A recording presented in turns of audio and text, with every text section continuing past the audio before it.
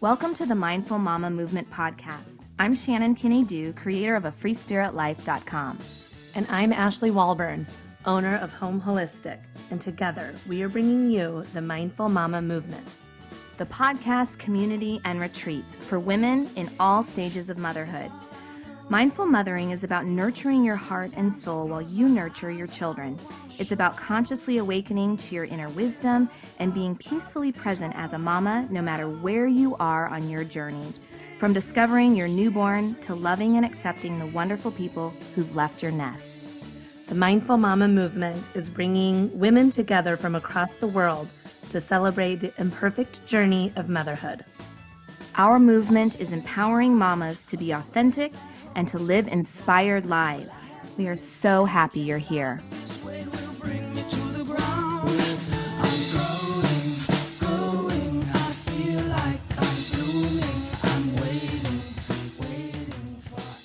This is the Mindful Mama Movement podcast, episode number 6. In today's show, you're going to meet Carla Reeves. Carla is a life coach who specializes in mindset shift. She really is inspired to spread goodness and love to those who are ready to awaken to the fullest version of their own lives. She talks today about how important it is to find what fuels you outside of motherhood. She talks about her passion for enriching partnerships in her marriage, and she is really inspired to help women create a mission statement for being a mom, but also just creating a vision for your life. I know after you hear this interview, you are going to feel uplifted and inspired. And join the Mindful Mama movement on Facebook. We have a private group where we're always following up on discussions. Carla's going to join us there, and we'll talk more about creating our own mission statement. And she has a giveaway at the very end of this interview, so stick around for that. And thanks to all of you who've been leaving us ratings and reviews. You are helping us spread the word about our movement. Please continue to go to iTunes and leave us a rating, leave us a review. We so appreciate your help in connecting with women from across the world. And you can subscribe to our podcast also. So enjoy the interview, and we will see you on Facebook. Hi, Carla. Welcome to the show. Hi, I'm so excited to be here with you ladies. Well, we are happy you are here too. We're just excited to introduce you to our community. I think Ashley's going to take it away with our first question. Well, welcome, Carla. Our first question is just tell us a little bit about who you are, what you do, and what stage of motherhood you are in. Okay, so who am I? I'm a lover of life. I feel like I am here on this planet with a mission to be a force of good. And I feel like since the time I was a little girl, I've felt it my mission to just like remove stress and chaos and upset and elevate happiness in the room. And that's kind of what I do today. In thinking about this question, I kind of made that connection back to being a little girl. And that's my mission. I love being a mom. I feel it's an absolute privilege and honor to be a mom. I feel like it's one of the greatest gifts of my lifetime. And this doesn't mean I don't have moments that my head feels like it's going to pop off. I have those every day. I have 2 boys who are 14 and 12.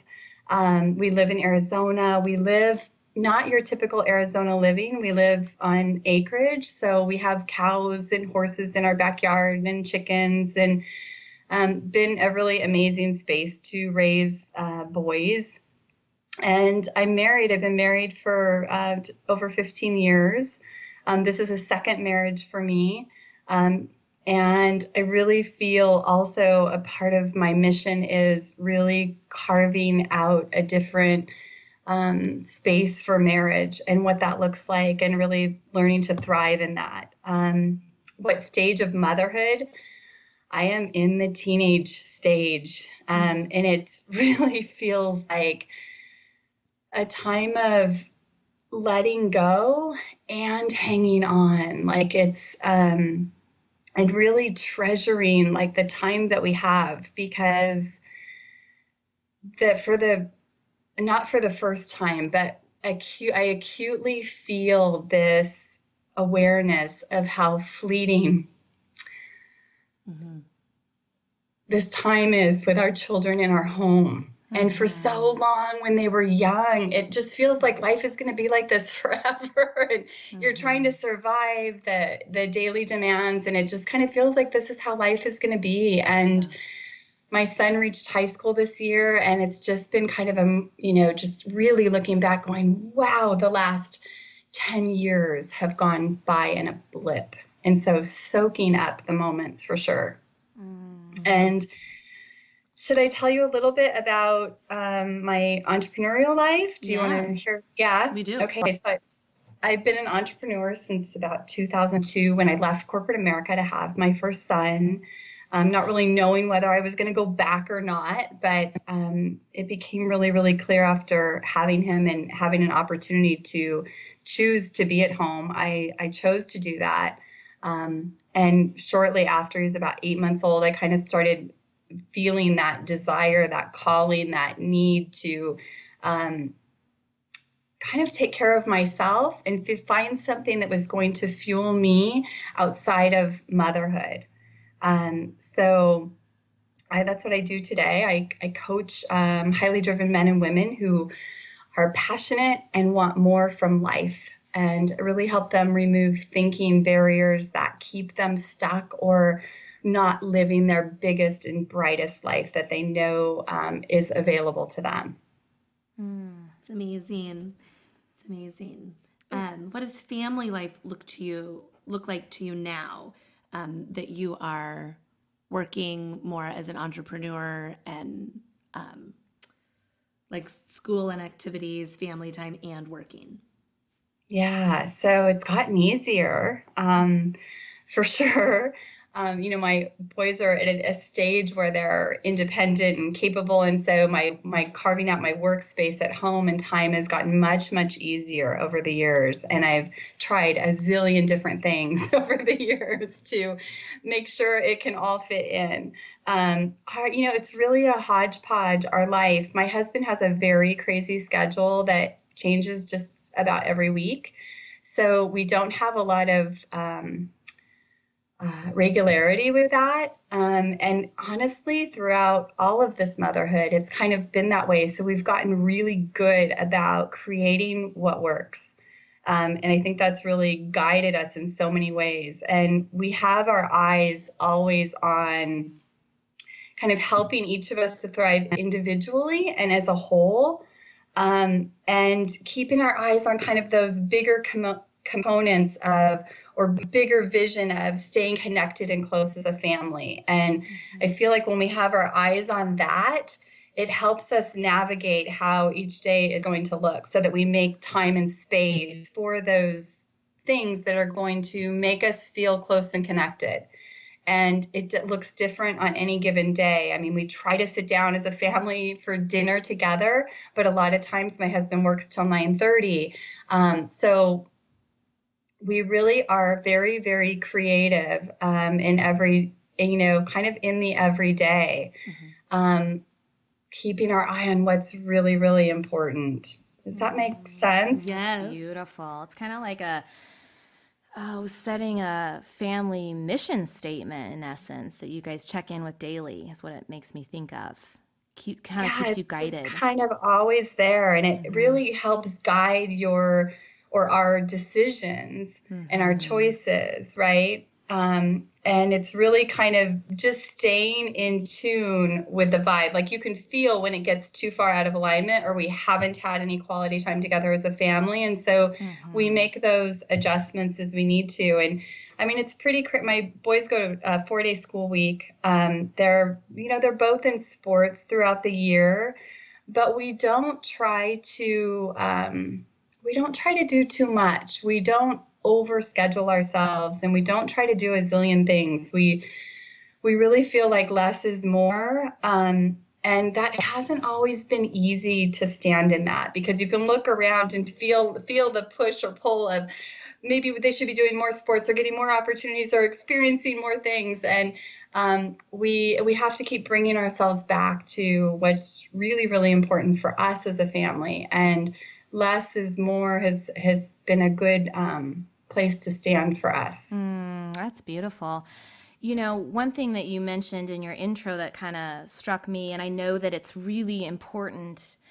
We did a survey in our community of moms, and the very top most important thing that people are interested in and that they're struggling with is the connection to their spouse or their relationship, their partnership, and kind of reshaping that, you know, after you have children. And I think it's something that people don't feel comfortable talking about a lot of times. And so I'm curious, when you brought that up, you know, how you focus on enriching your marriage. Do you have some tips, things that you've learned through this process that you could share with others who are struggling in that area? Yes. So, you know, having gone through a divorce, you know, and then re-entering into marriage, this was something that was really, really important to me. And when my husband and I met, we really, again, kind of created a vision for what we wanted to have as a marriage. And we really sort of set the bar high. Like we really want to have an extraordinary marriage. We didn't know what that meant or really looked like. But what we knew is that what we looked around at was like marriages like surviving and often quite miserable. And we knew what we didn't want.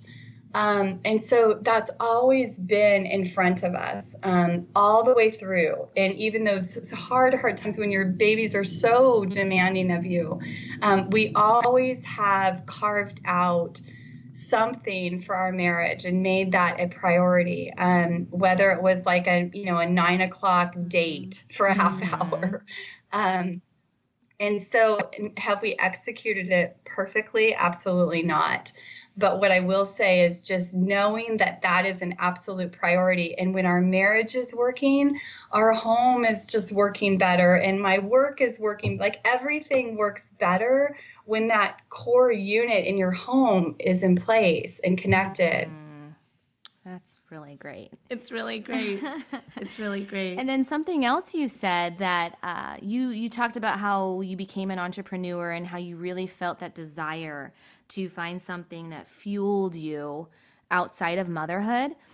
And I'm curious, even in your own work with moms or just kind of your own thoughts on, because what we find too is that there's so many, you kind of get, especially during those younger years, I think a lot of times we get lost in motherhood.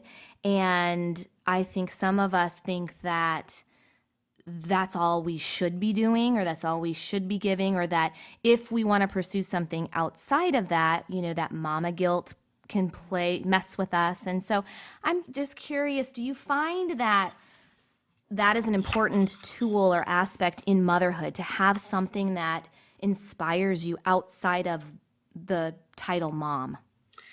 I do. And I'll tell you that it really came from a lack of that is how I discovered that. And so in getting so absorbed in being a mom, I mean, it was what I wanted to do since I was a baby. I mean, like a very, very young little girl playing dolls, right?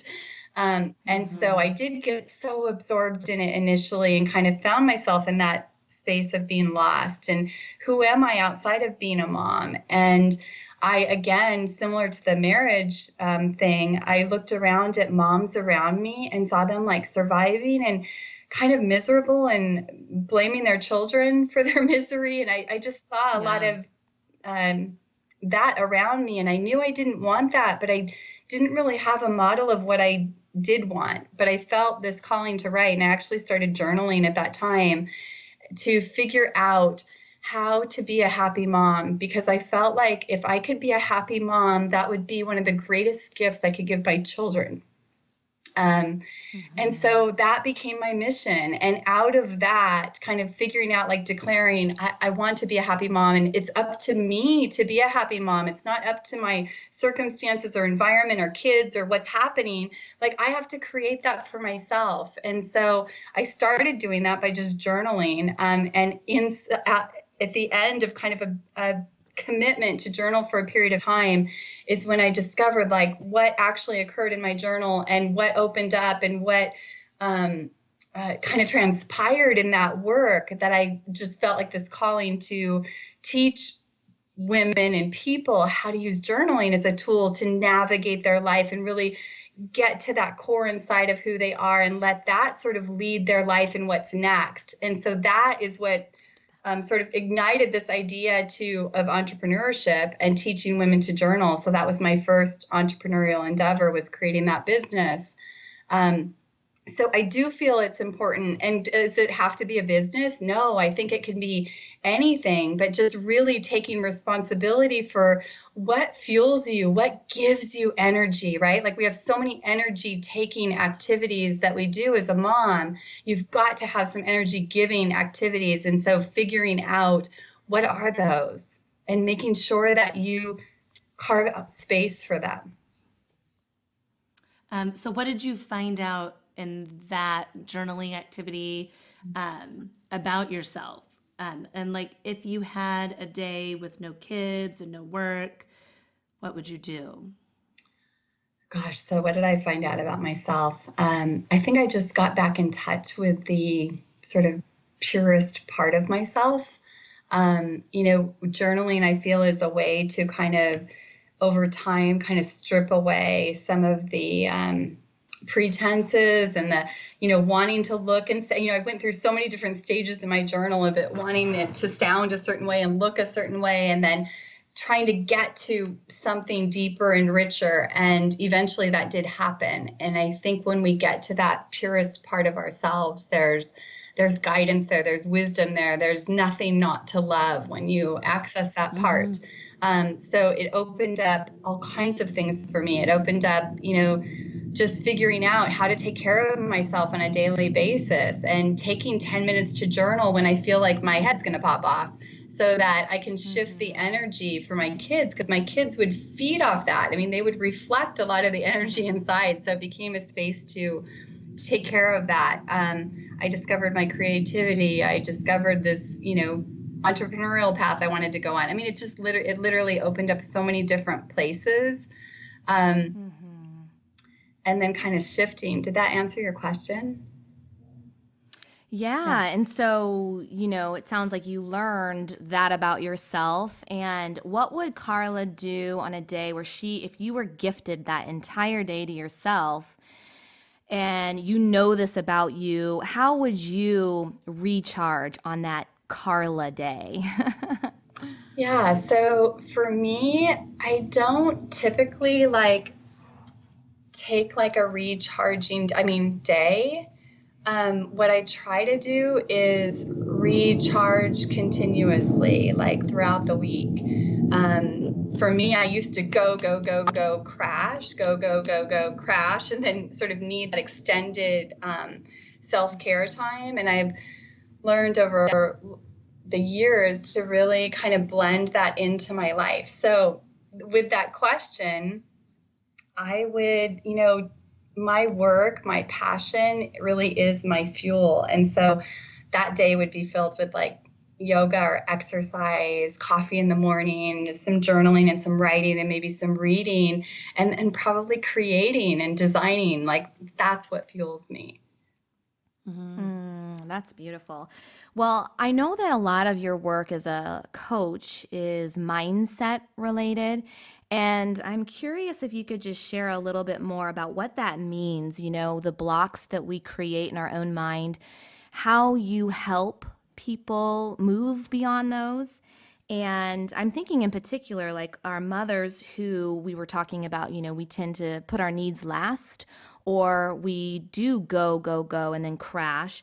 And is there a mindset shift that has to happen in order for you to kind of value your own needs as a mom? Can you just kind of tie that all together and help us learn a little bit more about that? Sure. So when people come to me for coaching, there's usually something that they want. And a lot of times that may show up as in, a new career or a different relationship or like that. And really what I want to get to is deeper than that. And really, because there's usually a deeper desire, like so what I'll ask them is, if you had that, what would you feel today what would you feel more of today that you don't feel?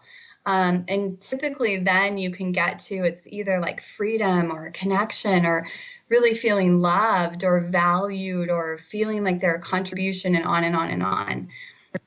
And what happens is something is preventing them from feeling that on a consistent basis. And so instead of changing the circumstances to try to get the feeling, I really help people get to removing the barrier that allows them to feel that sort of at the foundational level, because then no matter where they go or what they do, it's not relying on the external circumstance. It's something that's created at the very foundation. And so what I see is that they think they're doing all the right things and moving closer to that. But as we start to examine their thinking and their beliefs and their actions, what we'll find is that those things are often in contradiction to what they deeply want. And it's like a blind spot. And so my job is to help them really see that. And what I see is that they're stuck inside of an old thinking model.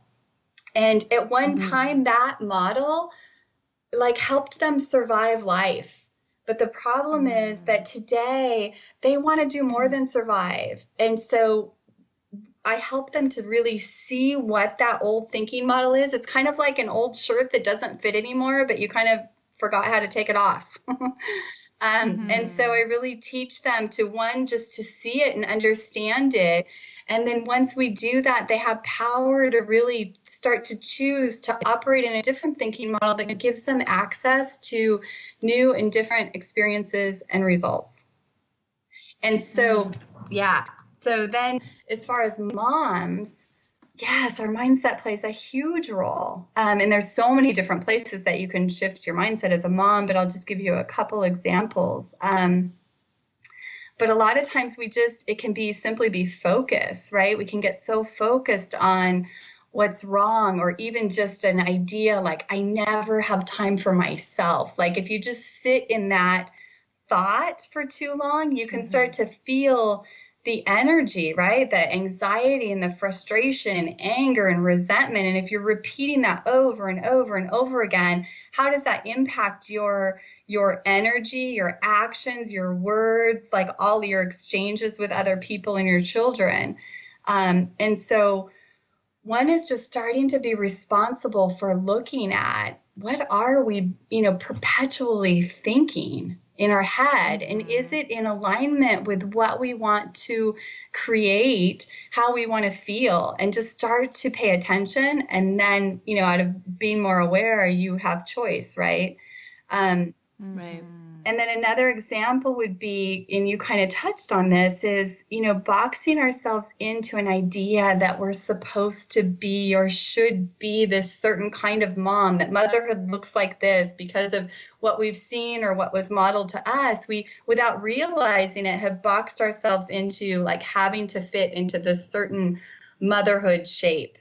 And when we're really inside, they're kind of kicking and screaming and trying to contort and fit and wondering why we're not fulfilled. And instead of kind of pausing and stepping back and really looking at like, what kind of mom am I? Like what inspires me? And kind of, ditching some of the rules to really give ourselves space to grow and expand into the mom that we're to be. I love it. It really, we have a lot of moms that reach out to Shannon and I that say very, very similar things to what you're saying. Like, I'll put the kids down for a nap and I have plans to journal, or I have plans to do a yoga DVD. But all of a sudden, the kids are up from their nap and all I did was laundry or, housework or whatever. And that I missed that, opportunity for self-care. And then comes, mama guilt. Like if I'm not doing the housework and I'm not doing the child care and coloring with the kids or, whatever it is that needs to get done today that I feel so bad about it. And so can we talk a little bit about just what you think about mama guilt and mindset and replaying the day in our head and how that feels at the end of the day, what we could have handled differently, things that we didn't get done. And then just if you have any tips and tricks of how to soften the anxiety for the guilt-ridden thoughts. Yeah, because I think the word anxiety, Carla, is what I hear quite often. The overwhelming anxious, feelings yeah. or, the lack of sleep. But just in this e-course we've been offering, I was kind of surprised actually at how many can relate to just that word in particular of having anxiety kind of rule their life. And so can you share with us some of your tools on how to soften that?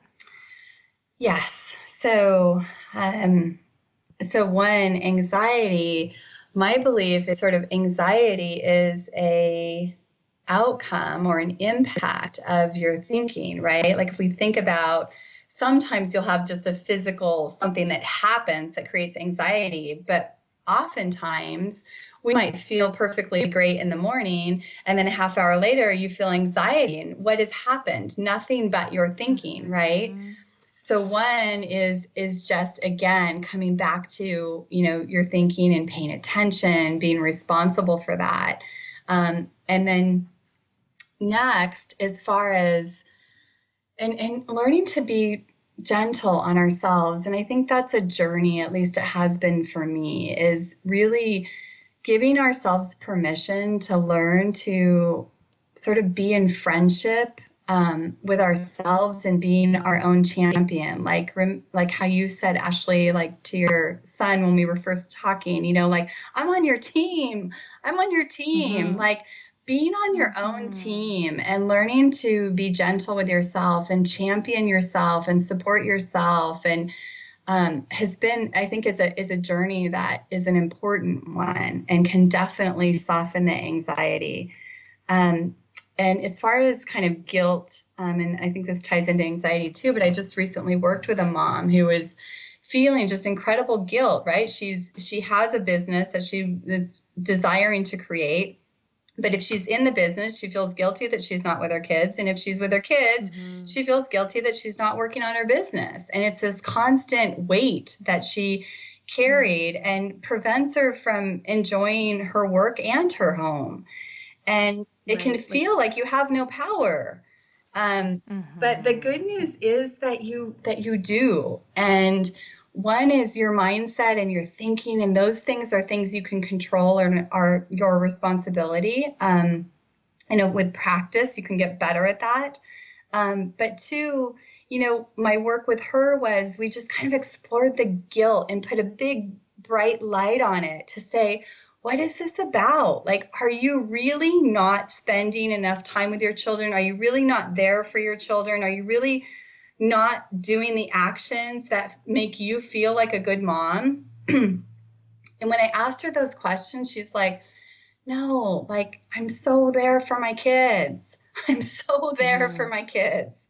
And so we really looked at like, where's the nonsense in it, right? Where's the nonsense in what you're telling yourself? And where's the nonsense in the guilt?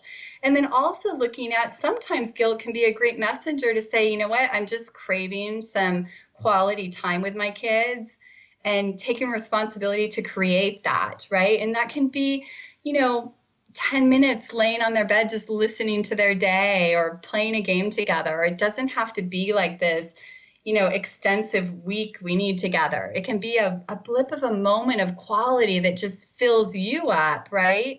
And also fills your children up too. But it's like taking responsibility for what that is and then taking action around it, either letting it go if it's nonsense guilt. We'll call it nonsense guilt, right? Or if it's really good. Like your messenger to say, hey, you need to carve out some time, like you're missing your kids. Yeah, I love it. It makes me just feel like the word is almost like a new 21st century kind of catchphrase. Like I've got so much mom guilt. I work. I've got so much mom guilt. I, have too much XYZ going on. That if we do, like, it's not the truth generally, just like you said, it's a little bit of nonsense.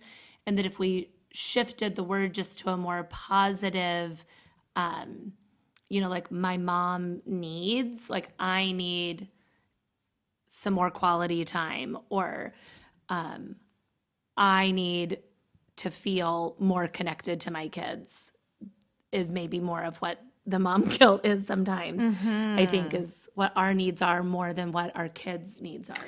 Yeah. That's Yeah. so And true. also being mindful, right? Like kind of trusting your own intuition. Like, because sometimes you can feel when your kids are like kind of screaming, like, I need you, right? And just stopping to just fill their tank, in those moments, because ultimately that's going to fill all the things that we're up to as mom. It's going to fill you, and it's going to fill your need to be a good mom, and like all of that. And it fills their tank.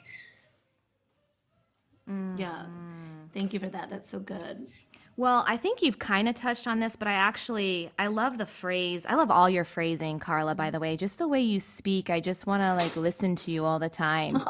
Um, because, guilt is a messenger, being friends with ourselves, being on your own team. I just think those are really phrases that stick, that have a lot of They're like richness. affirmations, mom affirmations. Yes. And so one thing I noticed on your website, another phrase that I love, is that you say that you help people break through to a fuller version of themselves. And so I think you've touched on that already, but what do you think that means, or how do we know how to look for that in our own self? What is becoming a fuller version of ourselves mean to you? Yeah, so what it means to me is a lot of times people feel like they need to be better or different, and sometimes they come into coaching kind of feeling that way. And really my belief in my role as a coach is to, I feel like that full version of you and me is already there. It's already in there. It's just gotten buried over time by life stuff. And my job is to help you sort of tap on it and kind of crack open and let the pieces fall away that are keeping you from being that purest version of you. And so that's what it means to me. And as we pull away some of this armor and rules and how things should be and how I should be, and these kind of skewed ideas that we have about ourselves and who we are, often those are quite negative. And as we start to pull those things away, is when people get to move more freely and tap into the pieces that are just naturally who they are. And I feel like when people get access to that again, how they lead their lives and the clarity that they're looking for, it all is right there and becomes so much clearer as we pull away like all that dust. If you think about like a stained glass window, it's like my job is to get in there with my client and really like it's gotten all dusty and you can't even see the colors anymore, and it's to like really clean it all up, clean up all these spaces so you can really see clearly again and see who you are, and really trust that and let that core lead your life. And I feel that, Like, yeah. well, I was just going to say it's like clearing mental clutter. It's like you're just kind of helping declutter Yes. those thoughts. There's so Yeah. much noise up there that keeps us from the things that we really, really want. And you can apply the same kind of thinking to marriage. And it would be fun to talk more about marriage sometime. But, marriage is kind of the same way, that there was like that beautiful stained glass window when you met and fell in love. And over time, all this stuff builds up, misunderstandings and miscommunications, and eventually you can't really see.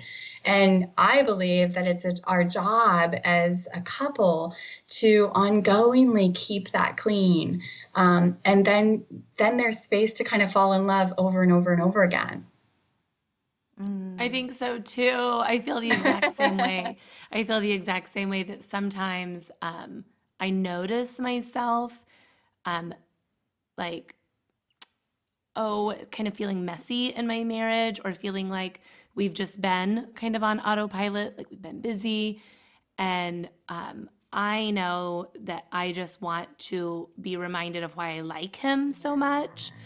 And so right now I'm in one of those periods. Like we just need like a really like long morning together by ourselves, and not talk about work, and not, necessarily talk just about kids, but just to laugh and have fun together, because then we're so much better at the busy parts of life. Yeah, everything works better.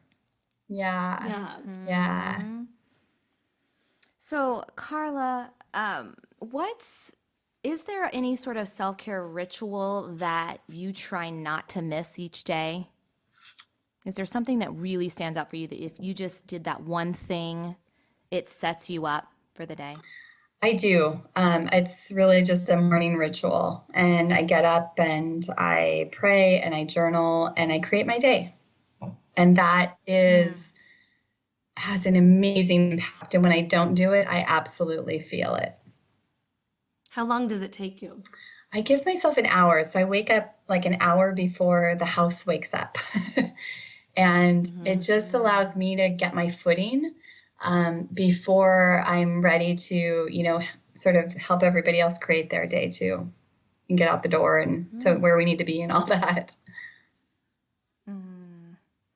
Well, that's wonderful. Well, we want to wrap up. I really do think we're going to have you back, and we'll just focus on relationships. Right. And then we'll do a kid one, a boy one. Yes, for That would sure. be so We could talk fun. for hours.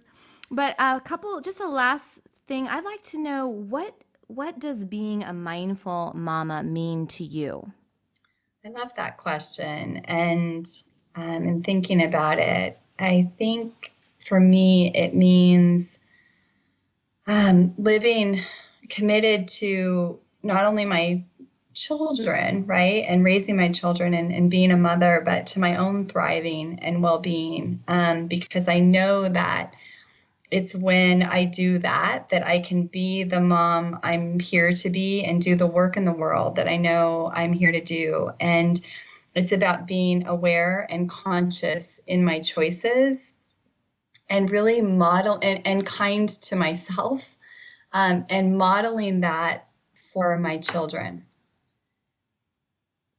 So I think as moms, like our greatest impact is often in our modeling.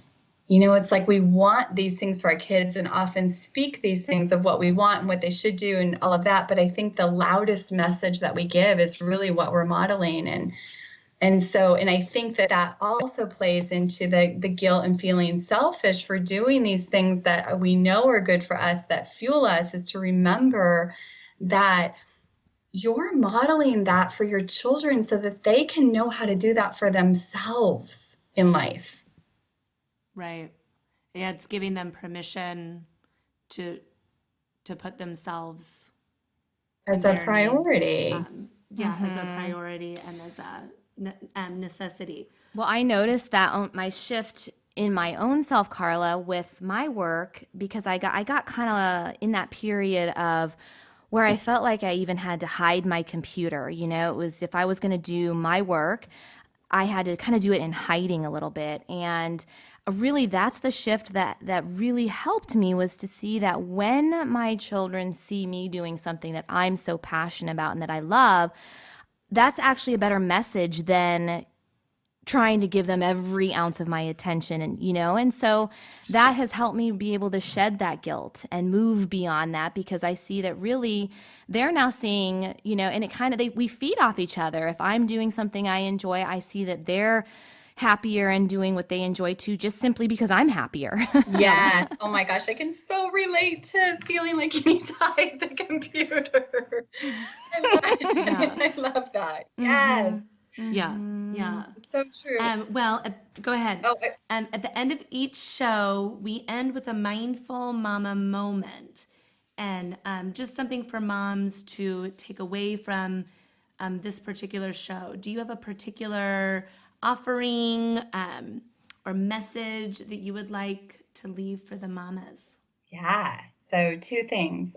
One, I would say, write down your mission as a mom. You can do it for your marriage too, and for other things, but writing down your mission for mom, and not feeling like you have to have it all figured out or what that's going to look like. But, for me, it was like kind of that guidepost was happy mom, being a happy mom. But whatever it is for you, write down that question in your journal, and you may have to write it multiple times, and really just ask and be ready and expectant for the answers to show up, to really guide you, and keeping that in front of you day after day after day will guide your actions and your choices throughout your day.